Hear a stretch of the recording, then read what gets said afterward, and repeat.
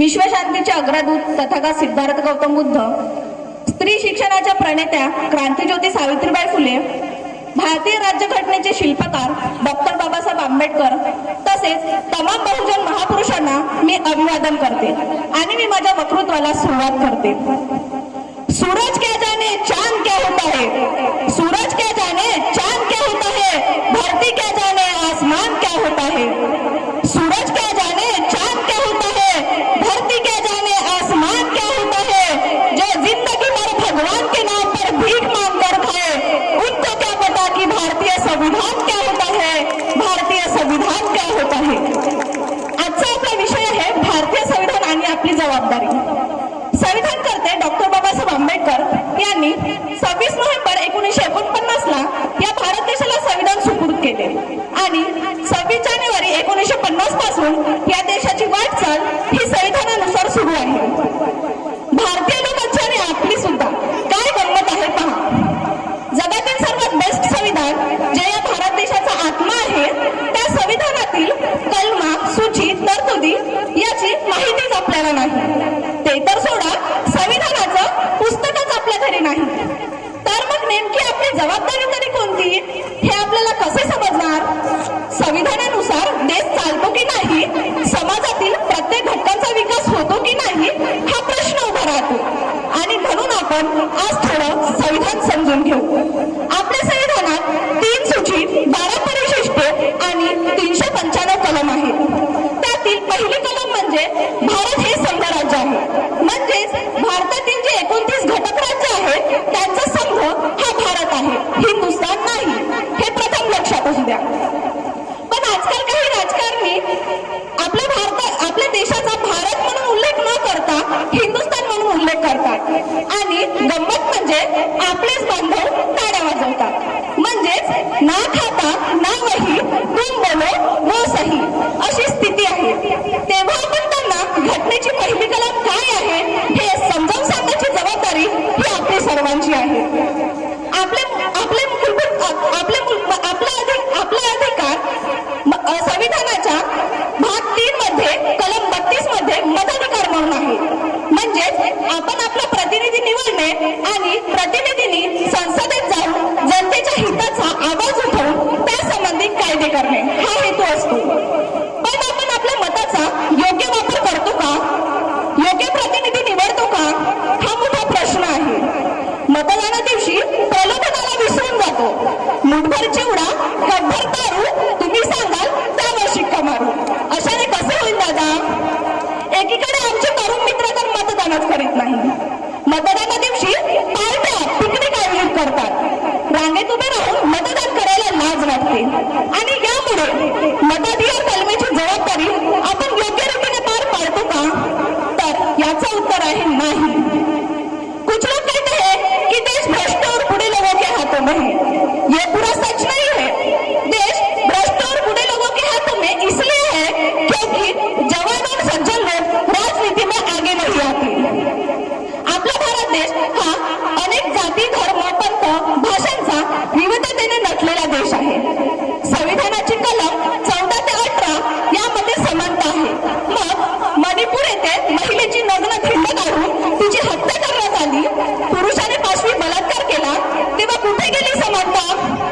त्या महिलेचं रक्षण करणं ही आपली जबाबदारी नाही का, त्या महिलेला वाचवणं ही आपली जबाबदारी आहे की नाही।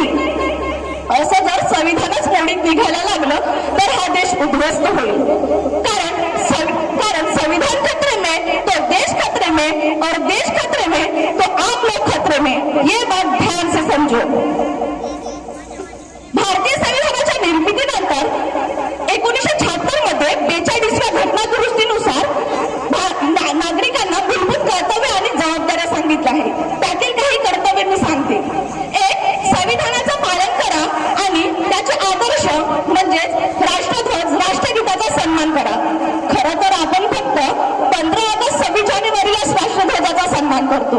दुसऱ्या दिवशी पाहिलं तर एक छोटा राष्ट्रध्वज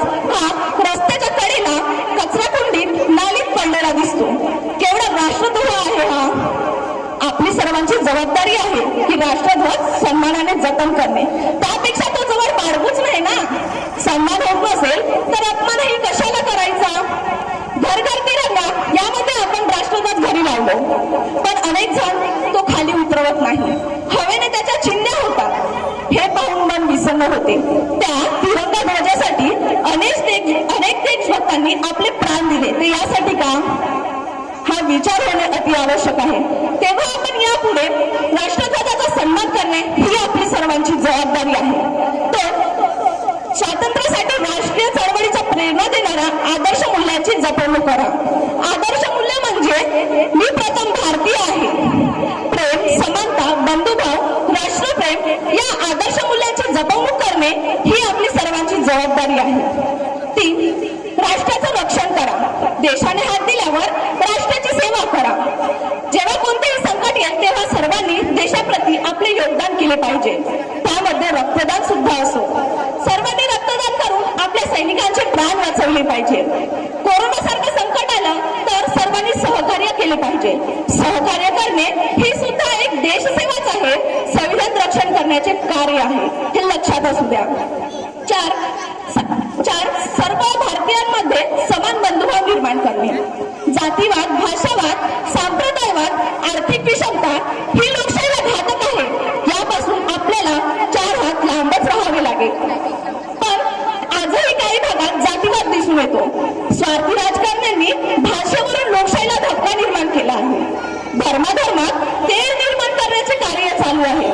तेव्हा आपण या घातक विषारी सापाला ठेचले पाहिजे, त्याला साथ न देता त्यापासून दूर राहणे ही आपली जबाबदारी आहे। 5. संयुक्त गौरवशाली परंपरेचे महत्त्व जतन करणे। आपल्या भारत देशात हजारो वर्षापासून अनेक धर्माचे तत्वे वास्तू आहेत, याचा आपल्याला अभिमान असला पाहिजे। शिवाजी महाराजांचे किल्ले, मीनाक्षी मंदिरे, केदारनाथ येथील मंदिरे, आग्र्याचा ताजमहल, बुद्धाची लेणी, अमृतसर येथील सुवर्ण मंदिर ह्या वास्तू आपल्या देशाची शान आहे। धर्माच्या पलीकडे जाऊन त्या आपल्या भारताच्याच आहे, याचा आपल्याला अभिमान बाळगणे ही सुद्धा आपली जबाबदारी आहे। 6. तसेच जल, जंगल, जमीन याचे रक्षण करणे ही सुद्धा आपली जबाबदारी आहे। संविधानकर्ते डॉक्टर बाबासाहेब आंबेडकर यांनी प्रत्येक वंचित घटकांचा विचार करून त्यांच्या उन्नतीसाठी, त्यांच्या प्रगतीसाठी तरतुदी केल्या आहेत। कलम 340 ही ओबीसींसाठी, कलम 341 ही एससींसाठी, कलम 342 ही आदिवासींसाठी, त्यांच्या उन्नतीसाठी, त्यांच्या प्रगतीसाठी या कलम अंतर्भूत करण्यात आल्या। त्यांच्या हक्कासाठी आपण सर्वांनी प्रामाणिकपणे प्रयत्न करणे ही आपली सर्वांची जबाबदारी आहे। पण बहुजनांच्या उन्नतीसाठी आमचेच बांधव जागरूक नाही। जसे ओबीसींना 27% आरक्षण असूनही त्यांना केवळ 11-12% आरक्षण मिळते आणि यावर कोणीही आवाज उठत नाही, विशेष करून ओबीसी बांधव, कारण त्यांना अजून समजलेच नाही की 340 कलम ही काय आहे।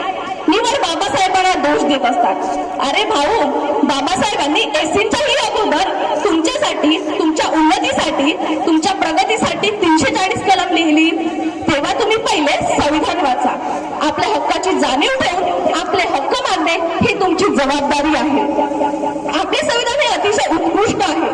आपल्या नागरिकांची जबाबदारी आहे की आपल्या न्याय हक्कासाठी जागृत राहणे, कारण संविधान राहील तरच लोकशाही राहील आणि लोकशाही राहील तरच आपण राहू, नाहीतर हा देश उद्ध्वस्त झाल्याशिवाय राहणार नाही। सबको शिक्षा सबको काम देकर रहेगा भारत का संविधान अशा महान ध्येयाने उत्फुल्ल भरलेले संविधान सुपूर्द करता वेळी 25 नोव्हेंबर 1949 ला बाबासाहेब म्हणाले की संविधान हे कितीही चांगले असेल, पण जर राबवणारे हात हे नालायक असतील तर ते संविधान वाईटच ठरेल। या उलट संविधान हे कितीही वाईट असेल, पण जर राबवणारे हात हे लायक असतील तर ते संविधान चांगलेच ठरेल। तेव्हा आपल्या सर्वांची जबाबदारी आहे की संविधान राबवणारे हात जर नालायक असतील तर अशा हातांना संसदेतून बाहेर काढण्याची ही जबाबदारी घटनेने म्हणजेच मताधिकाराने आपल्याला दिली आहे। तेव्हा आपण या अस्त्राचा योग्य वापर करणे आणि संसदेत लायक हात पोहोचवणे ही आपली सर्वांची जबाबदारी आहे। ही जबाबदारी आपण योग्य रीतीने पार पाडून संविधानाचं रक्षण करूया आणि सर्व समाजातील घटकांचे न्याय हक्क अबाधित राखण्याची जबाबदारी आपण घेऊया, इतकेच मी सांगते आणि मी इथेच थांबते। जय हिंद।